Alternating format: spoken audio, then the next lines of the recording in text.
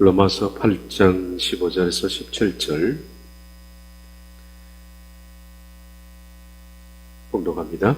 너희는 다시 무서워하는 종의 영을 받지 아니하고 양자의 영을 받았으므로 우리가 아빠 아버지라고 부르짖느니라. 성령이 친히 우리의 영과 더불어 우리가 하나님의 자녀인 것을 증언하시나니 자녀이면 또한 상속자 곧 하나님의 상속자여 그리스도와 함께한 상속자니 우리가 그와 함께 영광을 받기 위하여 고난도 함께 받아야 할 것이니라. 아멘.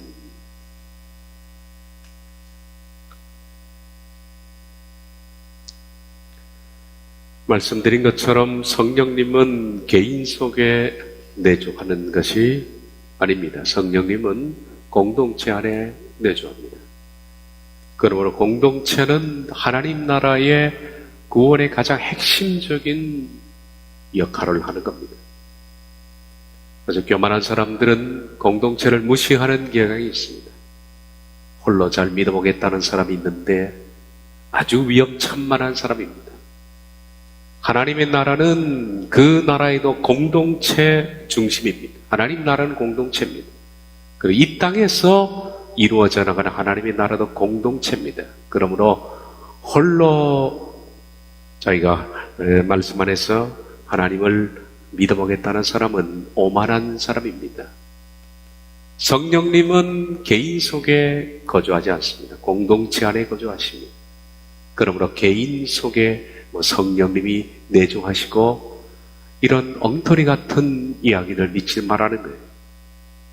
성령님은 공동체 안에 내주하시면서 그 공동체 안에 속한 개인들에게 그들이 옛사람이 그리스도와 함께 십자가에 못 박혀 죽을 수 있도록 도우십니다. 죽음을 도우신다는 겁니다. 로마서 8장 10절 또 그리스도께서 너희 안에 계시면 몸은 죄로 말미암아 죽은 것이나 영은 이로 말미암아 살아있는 것이니라. 만약 그리스도께서 너희 안에 계신다면 참으로 육체는 죄 때문에 죽고 있는 중이지만 영은 의 때문에 살고 있는 중이다. 조건이 있습니다. 만약 그리스도께서 너희 안에 거하신다면 너희는 공동체입니다. 목수입니다.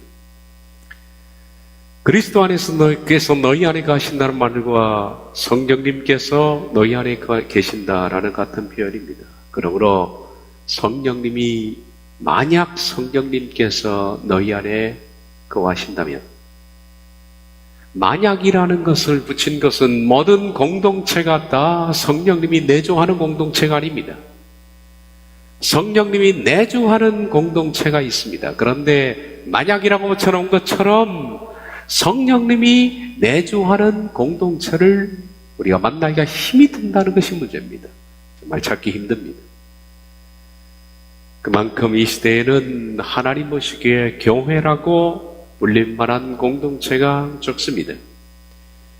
교회는 가장 중요한 어떤 일을 하고 있어야 합니다. 그것은 바로 우리 주제인 것과 일맥상통한 것처럼 교회는 내적 죽음이 있는 곳입니다. 모든 메시지의 초점이, 그리고 모든 교회의 방향이, 교회 공동체의 정체성이 죽음과 관계되어 있는 것이 공동체입니다. 이 죽음과 관련이 없는 것은 교회라는 간판이 있어도 교회가 아닙니다. 교회는 근본적으로 죽자는 데 목적이 있는 겁니다. 살자는 데 목적을 둔 것은 교회가 아닙니다. 그것은 유사단체라는 겁니다. 그런데 현재적 하나님의 나라는 마지막으로 갈수록 그 순수성을 잃고 세상과 결탁해서 타락함으로써 공동체를 찾아보기가 힘들다라는 겁니다. 거룩한 성령님은 어디 속에 거하느냐 하면 거룩을 갈망하는 곳에 있습니다. 거룩은 죽음에서 오는 것인데, 그러므로 거룩을 갈망하고 따라서 내적 죽음을 추구하는 그런 그리스도의 공동체에 성령님은 내주하신다. 그리스도를 닮으려는 사람들, 그리스도를 닮으려 하는 공동체, 또 그와 관련된 말씀이 있는 곳, 그 속에 성령님은 내주하셔서 각 개인들이 구원을 이루어 나갈 수 있도록 돕는 일을 하신다. 그들이 십자가에 못 박힐 수 있도록 도우신다. 그러므로 로마서 8장 10절 또 그리스도께서 너희 안에 계시면 만약 그리스도께서 너희 안에 계신다면 적합한 공동체가 있다면 그 공동체에 성령님은 분명히 그 속에서 일을 하시고 내적 죽음을 돕고 있다. 우리가 그런 공동체에 소속되는 것도 이 시대는 정말 어려운 일입니다. 그런데 그런 공동체에 소속이 되어 있다. 성령님이 내주하시는 공동체에 있다고 해서 모든 사람들이 다 하나님의 백성이 되는 것은 아닙니다. 그 안에서 여러분이 해야 할 일이 있다. 이런 사람이 하나님의 공동체 속에서 성령님의 도움을 받을 것입니다. 8장 12절 13절 그러므로 형제들아 우리가 빚진 자로 돼 육신에게 져서 육신대로 살 것이 아니니라. 너희가 육신대로 살면 반드시 죽을 것이라되 영원해서 몸의 행실을 죽이면 살린다. 이 공동체 안에서 우리가 무엇을 하기 위해서 여기 회집했는가 하는 정체성을 분명히 가져야 합니다. 그것은 우리가 빚진 자로 돼라는 겁니다. 빚졌다라는 것은 채무자라는 뜻인데 채무자는 빚을 갚아야 한다는 의무감이 많죠. 마찬가지로 어떤 의무감을 가지고 있느냐면 너희가 영으로서 몸의 행실을 죽이면 살리리 라는 채무감을 갖고 있어야 된다. 이 공동체 안에서 성령님의 도움을 받을 수 있는 사람은 성령님으로서 영으로서라는 것은 성령님으로서 자신의 옛자를 죽이려고 하는 사람, 바로 그런 사람, 그 의무감, 그 빚진 채무의식을 가지고 있는 사람, 그 부담감을 가지고 있는 사람을 성령님은 살리신다. 로마서 8장 14절 무릇 하나님의 영으로 인도함을 받는 사람은 곧 하나님의 아들이라. 그런 사람이 얼마든지 하나님의 자녀가 된다. 지난주에 말씀을 드렸던 겁니다. 오늘은 성령님의 도움 사역 가운데 네 번째입니다. 죽음에 따른 확증을 주시는 겁니다. 로마서 8장 15절부터 17절 말씀입니다. 위에서 우리가 성령님의 로마서 8장 30절까지의 사역을 받지만 성령님은 우리가 첫째 자유하도록 돕는다. 그건 율법 거짓서로부터 자유하도록 돕습니다. 두 번째 성령님은 그 사람 속에 물론 공동체 속에 임하시는 성령님은 그 공동체 안에서 그 사람의 생각을 변화시키시고 세 번째 내적 죽음을 이룰 수 있도록 돕는다. 그리고 내적 죽음을 이루어 나가는 사람들에게 성령님은 확증을 주신다는 겁니다. 오늘 주시는 말씀입니다. 확증을 주신다.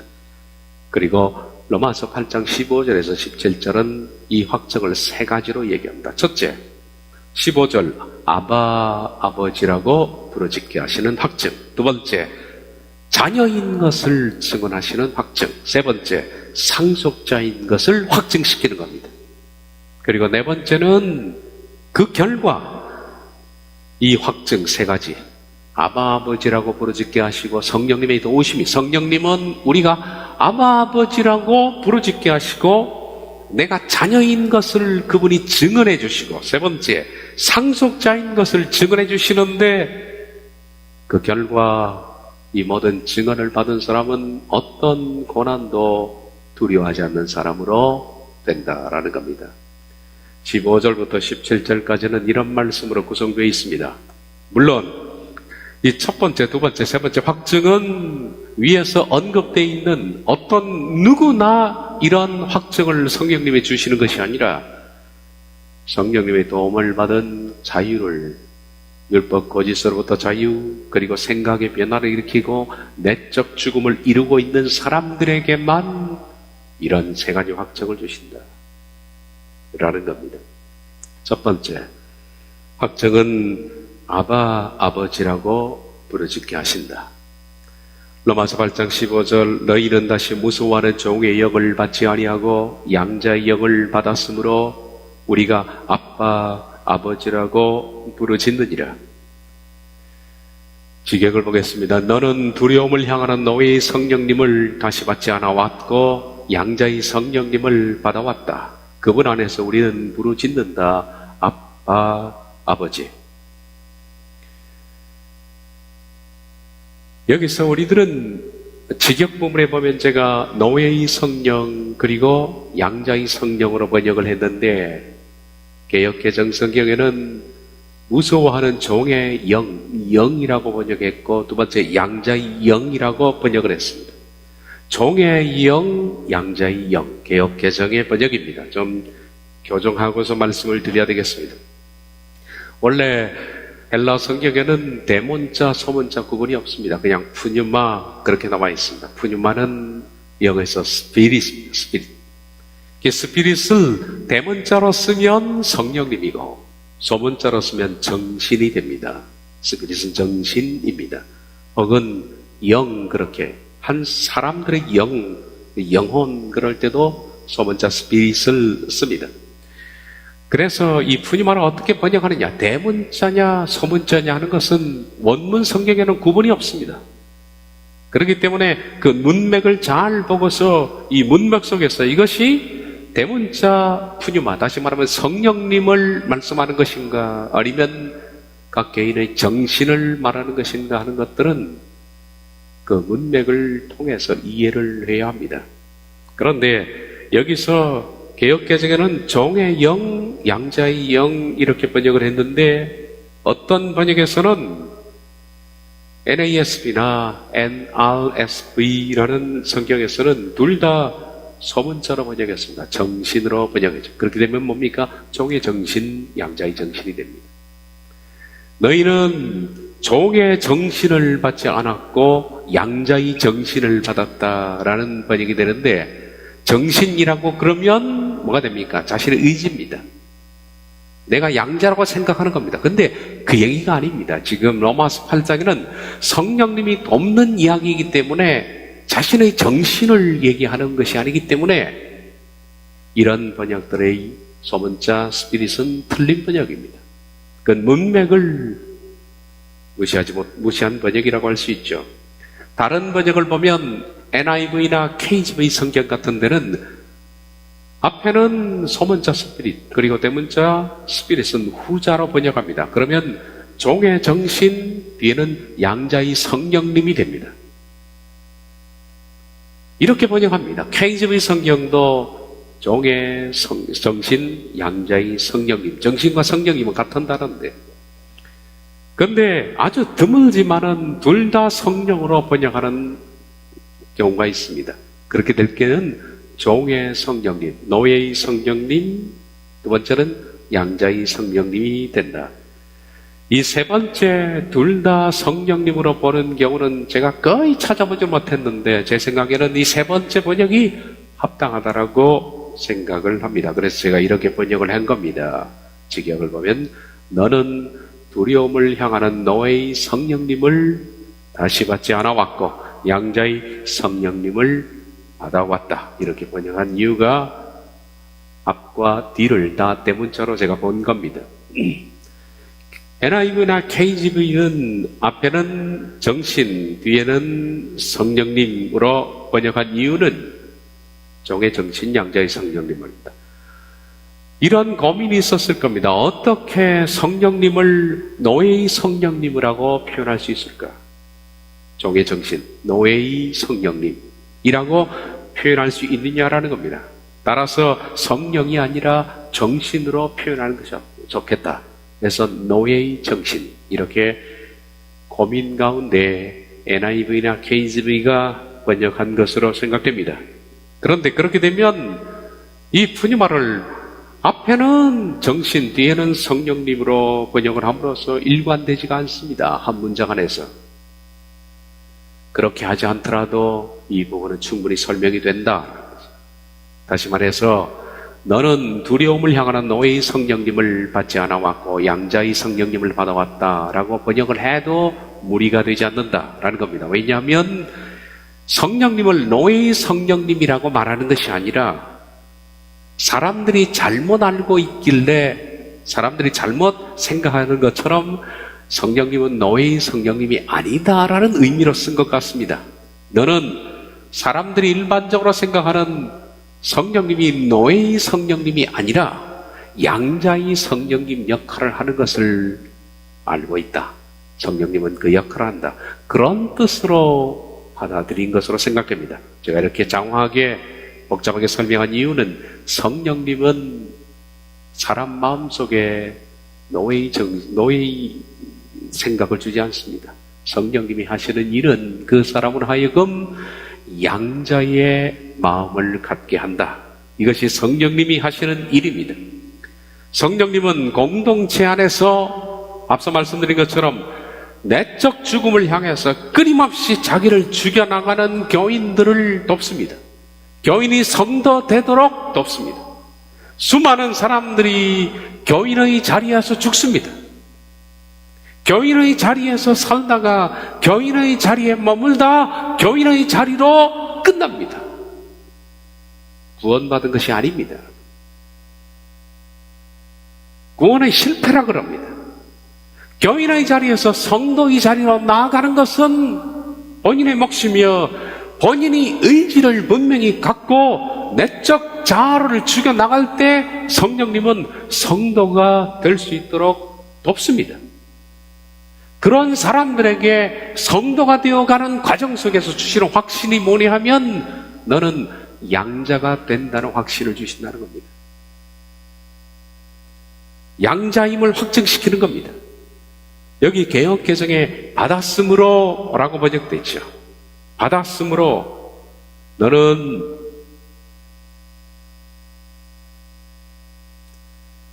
다시 무서워하는 종의 영을 받지 아니하고 양자 영을 받았으므로는 과거형입니다. 그런데 원문 성경에는 과거가 아니라 현재 완료입니다. 그래서 제가 어떻게 번역했냐면 받아왔다. 양자의 성령을 받았으므로가 아니라 양자의 성령님을 받아왔고 라고 번역하는 것이 옳다. 이게 단순한 얘기가 아니라 굉장히 중요한 문제입니다. 받았다라는 것은 과거로 끝난 겁니다. 단회적인 결론입니다. 그러므로 칼빈주의나 이렇게 얘기하는 겁니다.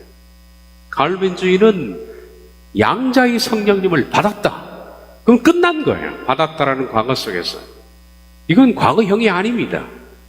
현재 완료형은 지속적이며 미래지향적이며 결론이 내려지지 않는 상태를 가리켜서 현재 완료형이라고 합니다. 따라서 양자의 성령님을 받아오고 있는 중인 사람은 아직 끝나지 않았습니다. 아직 양자가 되지 않은 겁니다.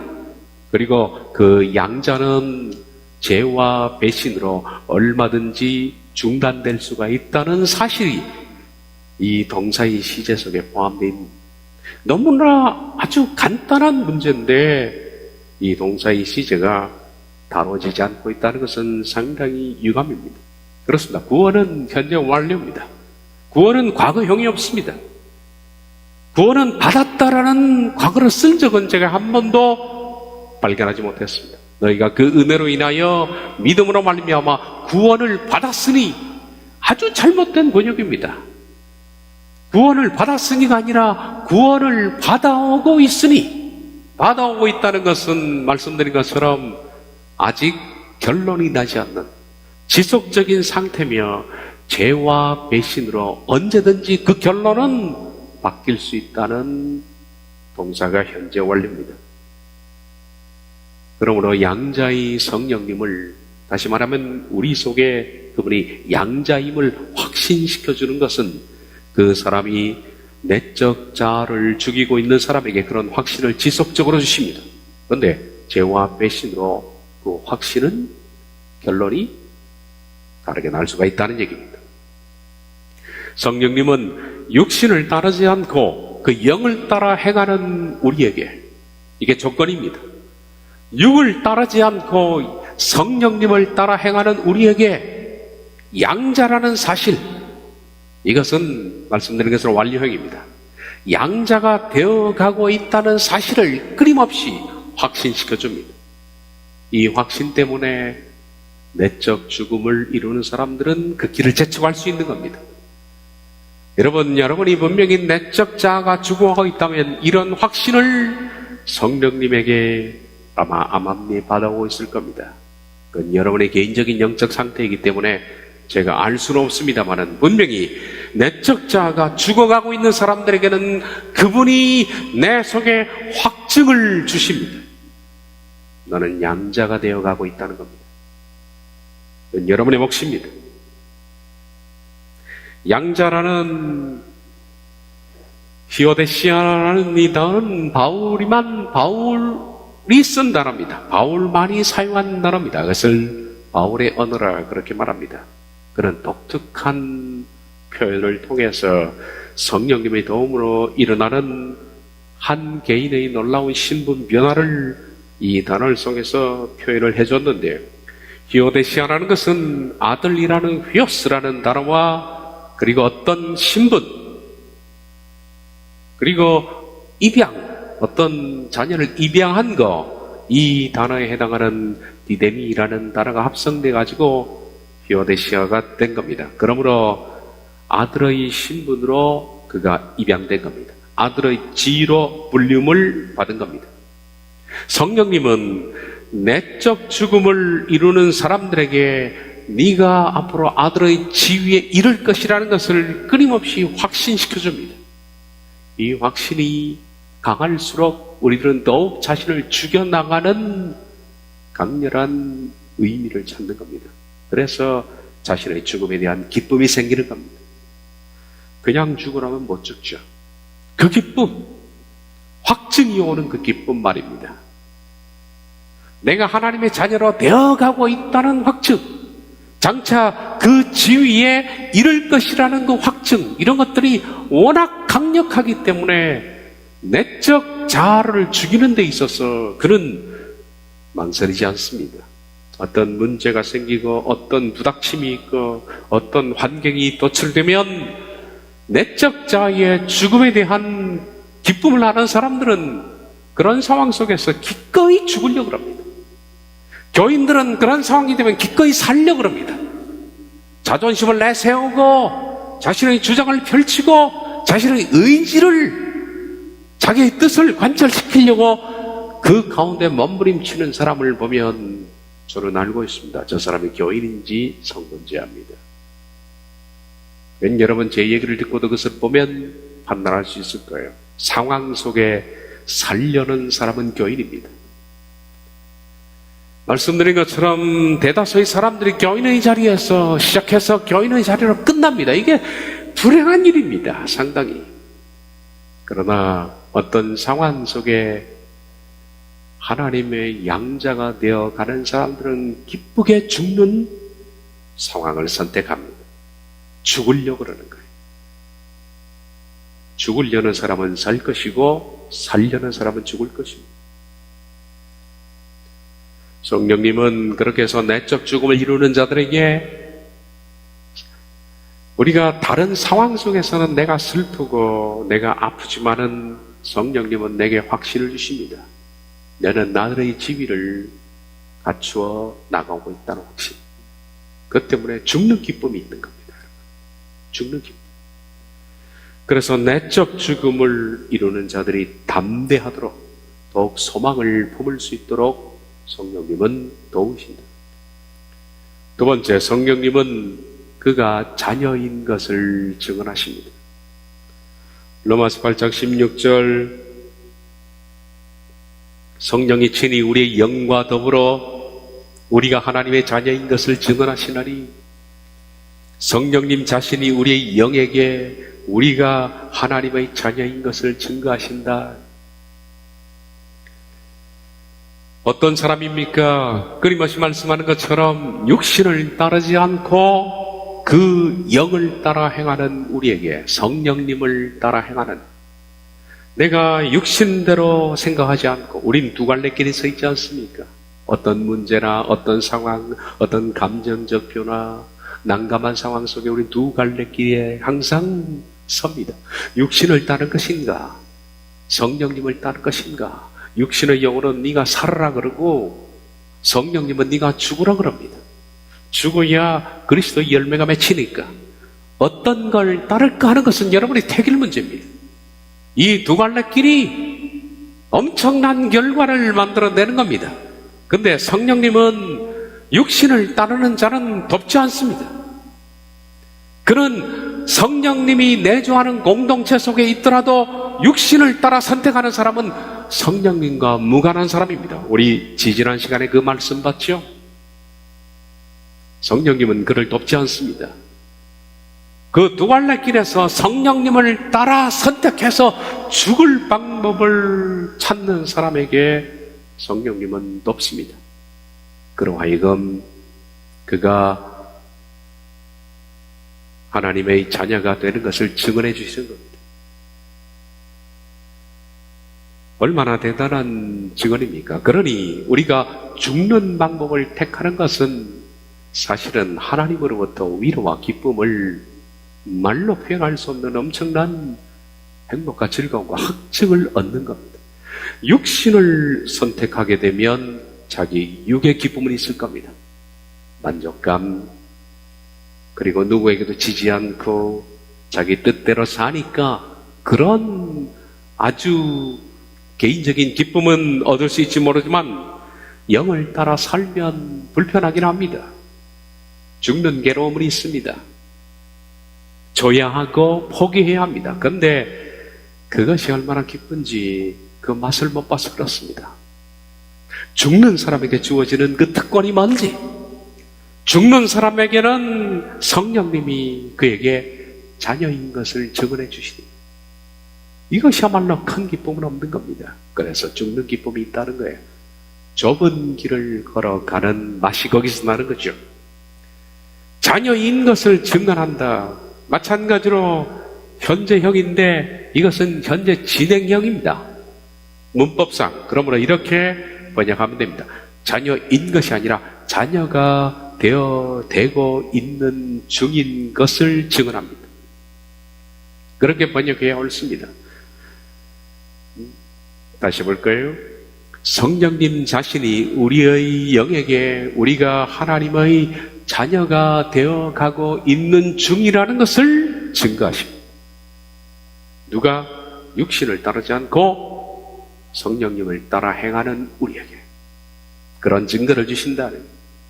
증거라는 것은 이 증거라는 단어와 함께라는 단어가 같이 쓰여져 있어요. 함께 증거한다. 제가 번역은 그렇게 하지 않았습니다.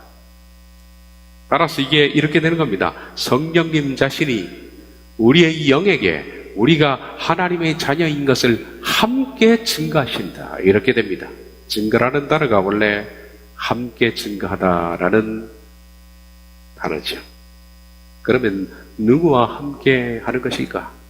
누구와? 이 부분에 있어서 로마서 8장 16절의 개역개정 성경은 탁월하게 번역되었습니다. 혹자는 개역개정 성경을 상당히 나쁘게 표현하는 사람만 있습니다만은 이렇게 빛나는 성경 해석도 있습니다. 로마서 8장 16절 보십시오. 의미를 잘 살렸지요? 성령이 친히 우리의 영과 더불어. 저는 이것이 탁월한 번역이라고 생각합니다. 이건 KGV도 못한 번역입니다. 우리의 영과 더불어 우리가 하나님의 자녀인 것을 증언하시나니. 맞습니다.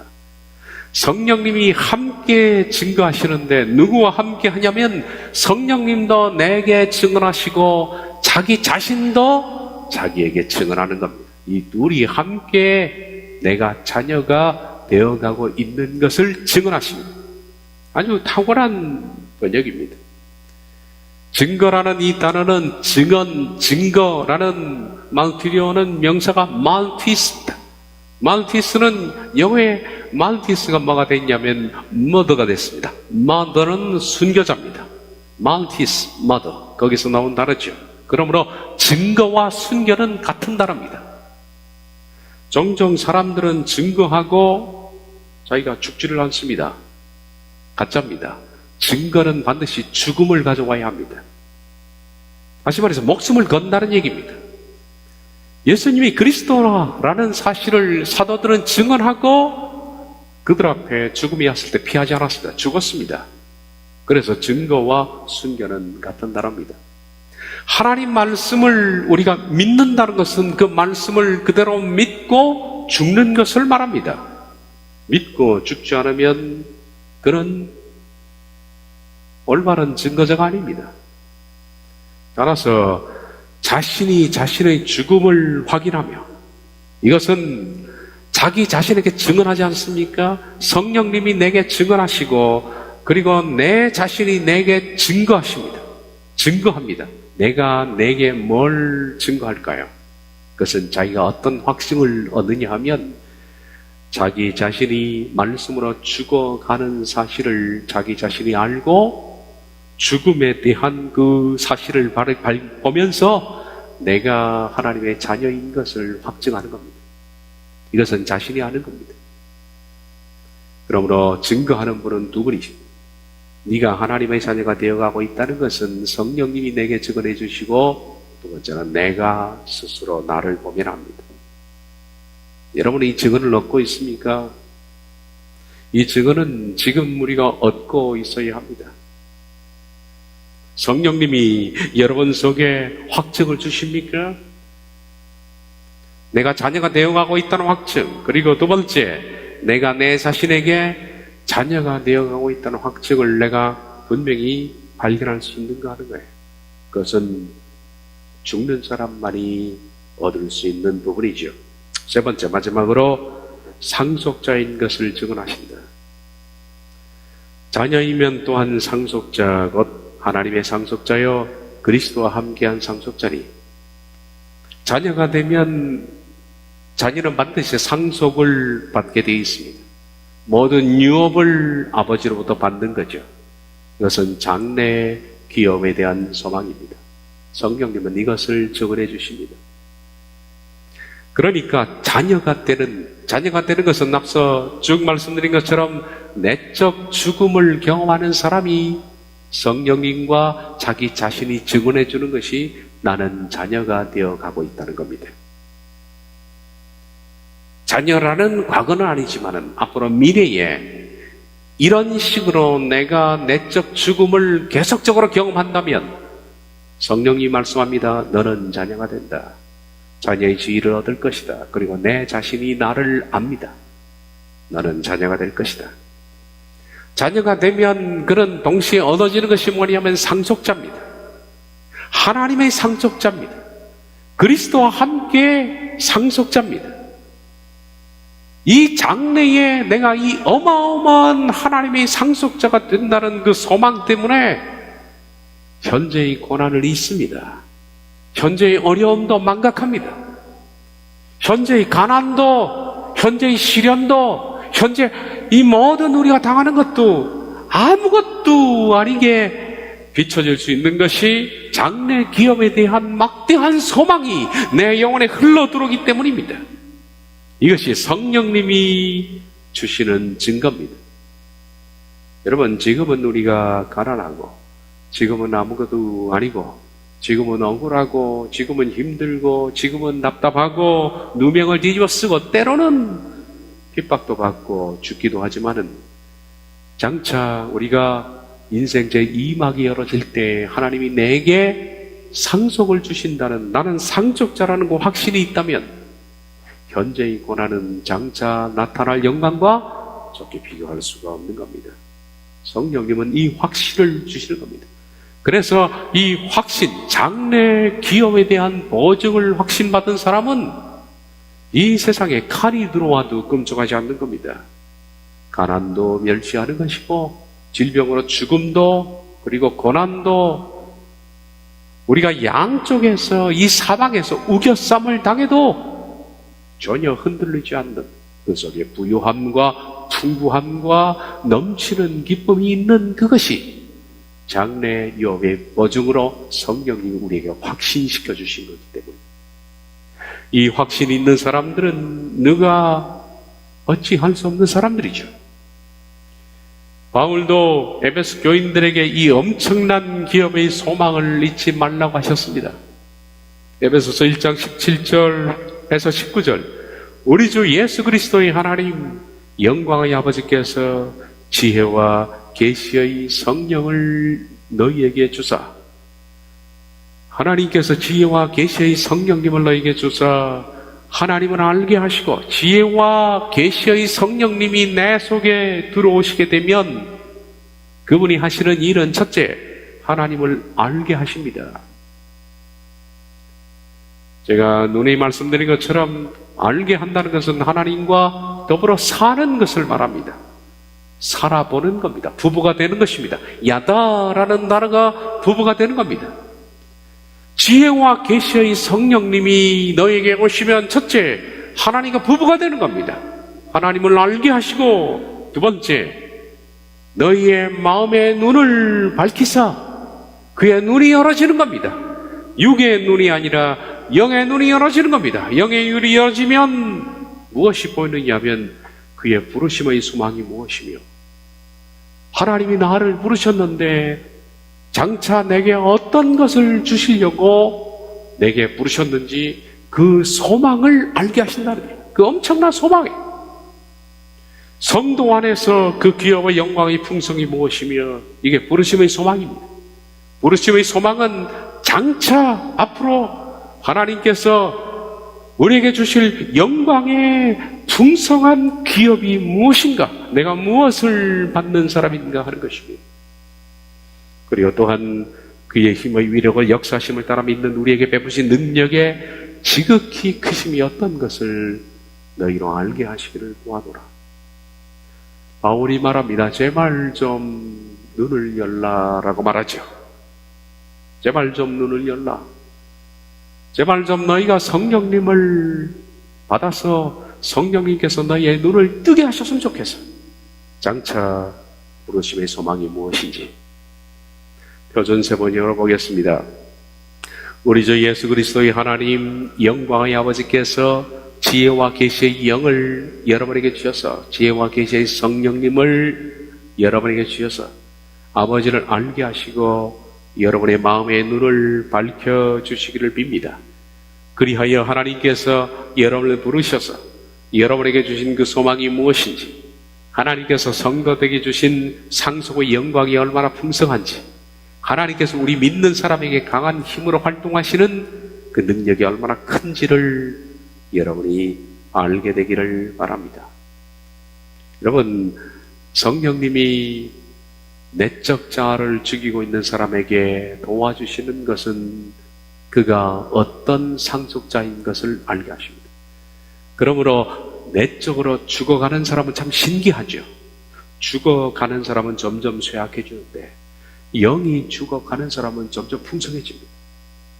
반대입니다. 세상에서는 병이 들어 죽어가는 사람들은 점점 소망이 없어집니다. 점점 약해집니다. 쇠약해집니다. 그런데 내적 자가 죽어가는 사람은 반대입니다. 더 풍성해지고 더 담대해지고 그리고 더 풍부해집니다.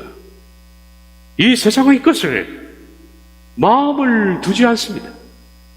하나님의 나라의 그 풍성함 때문에 이 세상에 잠깐 당하는 고난과 어려움과 가난도 아무것도 아닌 것처럼 능히 이길 수 있는 힘이 생기는 것이 내적 자가 죽어가는 사람에게 주시는 성령님의 선물입니다. 그에게 상속자임을 일러주신다. 이처럼 성령님은 내적 죽음을 이루는 사람들에게 이런 세 가지 확증을 주십니다. 여러분, 이 확증을 여러분이 개인적으로 받으신 이 확증 속에 살아가는지 모르겠습니다. 우리로 하여금 아바 아버지라고 부르짖게 한다. 두 번째, 자녀인 것을, 자녀가 되어가고 있는 것을 증언하신다. 세 번째, 상속자인 것을 우리에게 증언하신다. 이런 확증을 가진 성도는 이 세상에서 그 무엇도 감당할 수 없는 사람이 되죠. 그래서 히브리서 11장에 나와 있는 것처럼 세상에 감당하지 못하는 사람, 내적 자아가 죽어가는 사람들은 하늘의 풍성함 때문에 이 세상의 어떤 박해와 고난도 감당이 안 되는 사람, 그들이 아면과 토굴에 유리하며 가죽옷을 입고 헐벗고 굶주리고 그래도 감당이 안 되는 사람, 세상을 이긴 사람입니다. 세상의 어떤 법들이 통하지 않는 사람, 그런 사람이 된다. 그래서 결과 이 세 가지 확증을 가진 사람들은 그 결과 고난을 두려워하지 않는 사람이 되도록 성령님이 만드시는 겁니다. 17절 하반절, 우리가 그와 함께 영광을 받기 위하여 고난도 함께 받아야 할 것이니라. 고난을 당연히 여기는 정신, 우리가 하나님의 영광을 받기 위해서 이 고난도 당연히 아무것도 아닌 것처럼 받아야 한다 라고 여기는 그 정신, 이런 정신을 가진 사람을 가르쳐서 성도라 그렇게 부릅니다. 교인은 이 정신이 없습니다, 여러분. 교인은 조금만 어려워도 공지를 감추고 살 생각을 합니다. 교인이 흉내낼 수 없는 법입니다. 성도는 문제에 봉착하면 죽을 생각을 하는데 교인은 살 생각을 합니다. 살 생각하는 사람들은 죽을 것입니다. 성경이 말씀하지 않았습니까? 살고자 하는 자는 죽을 것이고 죽고자 하는 자는 살 것이다, 그 뜻입니다. 살려고 하는 사람은 죽을 것입니다. 교인은 성도의 죽음을 흉내낼 수가 없습니다. 교인은 성도처럼 기도할 수 있습니다. 성도처럼 예배할 수가 있고 성도하고 똑같이 찬송을 부릅니다. 성도하고 똑같이 헌금을 드리고 성도하고 똑같이 교회에서 지기도 받습니다. 장로님, 권사님, 목사님 그렇게 지기도 받습니다. 교인이나 성도나 똑같이 한 예배당 안에서 함께 신앙생활을 합니다. 그런데 다 모방해도 교인이 결코 성도에게 모방할 수 없는 것 하나가 있는데, 그것은 어떤 문제에 봉착하면 교인은 살려 하고 성도는 죽으려 하는 고난을 당연히 여기는 것이 성도입니다. 여러분은 교인입니까? 성도입니까? 여러분 자신을 기분 나쁘게 생각하지 말고 냉철하게 분석해야 됩니다. 자기 자신을 미화할 필요가 없습니다. 자기 자신에게는 아주 냉정하게 엄격한 잣대를 들이대십시오. 그래야만 우리가 사는 겁니다. 고난과 박해의 자리에 누가 있느냐 하는 것을 보면 그가 교인인지 성도인지 구별이 간다. 교인은 고난과 박해의 자리에 없습니다. 다 피해버렸어요. 교인들은 항상 머릿속으로 어떻게 하면 고난을 피할 것인가, 그리고 박해를 어떻게 하면 피할 것인가를 연구하고 준비합니다. 그런데 고난과 박해가 오면 성도는 죽을 생각을 하는 겁니다. 제가 여러분에게 누누이 말한 것처럼 환난이 들이닥치면 죽을 생각을 하십시오. 살 생각을 하는 사람들은 죽을 것입니다. 분명히. 그 상황에서 내가 어떻게 살 것인가를 연구하는 사람은 이 세상에서 몇 년을 더 버틸 수 있을지 몰라도 영원한 생명을 잃을 것입니다. 죽을 생각을 해. 성도는 죽을 준비를 합니다. 성도는 고난과 영광 속에서 내가 어떻게 죽을 것인가를 연구하는 사람이 성도입니다. 그래서 로마서 8장 37절에 그러나 이 모든 일에 우리를 사랑하시는 이로 말미암아 우리가 넉넉히 이기는 겁니다. 여러분, 오늘 세 가지 확증을 받습니다. 성령님이 우리 속에서, 성령님이 내재하는 공동체 안에 속해 있는 사람들, 그들은 날마다 설교나 교제나 기도나 예배를 통해서 성령님의 임재를 경험합니다. 우리 공동체가 하나님의 성령님이 함께하는 공동체라면 우린 매 예배 시간에 성령님의 이런 사역에 도움을 받을 겁니다. 그리고 시간이 흐르면서 우리 공동체는 전체가 다 함께 죽어가게 될 겁니다. 그런 사람들에게 성령님은 확증을 주십니다. 아버지라고 부르짖도록 하시고, 내가 자녀가 되어 가는 것을 증언하시고, 그리고 상속자가 되어 가는 것을 증언하십니다. 이 배짱이, 이 풍성함이 영혼에 흘러 들어온 사람들은 고난을 아무것도 아닌 것처럼 생각합니다. 그리고 말씀드린 것처럼 성도는 고난 속에서 죽을 생각을 하는 겁니다. 교인은 살 생각을 하는 거죠. 사랑하는 여러분, 이 세상의 삶은 별것 아닙니다. 성도가 되십시오. 교인의 자리에 머물다가 교인의 자리에 마감하는 것은 정말 비참한 일입니다.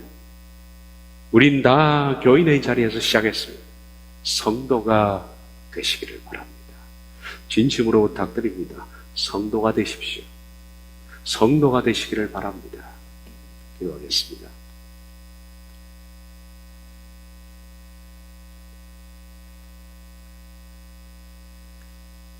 공동체 속에 내주하시는 성령님께서 육신을 따르지 않고 성령님을 따라 행하려는 자들을 성령님은 잘 죽을 수 있도록 돕습니다. 그리고 성령님으로 도움을 받아 죽어가는 사람들에게 아버지라고 부를 수 있는 확신을 주시고 우리가 자녀가 되어가는 또 상속자가 되어가는 것을 증언하십니다. 이 증언을 받은 사람들은